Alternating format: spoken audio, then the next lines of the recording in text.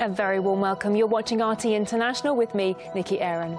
Now, our top story this hour. British police have said they still can't link the nerve agent found in the town of Amesbury with the one used in March's poisoning of a former Russian double agent and his daughter in the nearby city of Salisbury.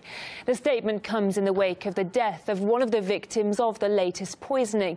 The woman, along with her partner, had been exposed to the nerve agent Novichok. Scotland Yard's counter-terrorism chief also said the victims must have handled a contaminated container, which police are still searching for. Meanwhile, a meeting of the government's Cobra Emergency Committee is being held over the poisoning incident in Amesbury. Anastasia Churkina takes us through the events as they unfolded, as well as some of the reaction that's been triggered. Well, former US diplomat Jim Jatras says claims made by the British authorities and the media don't quite add up. Viewers are becoming increasingly sceptical of the news beamed into their homes. At least that's according to one recent poll conducted in the US. RT's Morad Gazdiev breaks down the story.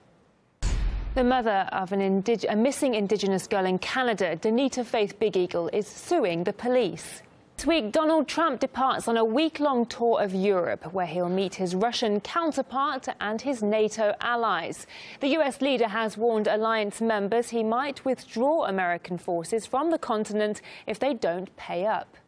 Well, the next stop on Trump's tour will be the UK, and protesters there are ready to track his every move. Polly Boyko looks at why Trump might end up not enjoying his stint in Britain.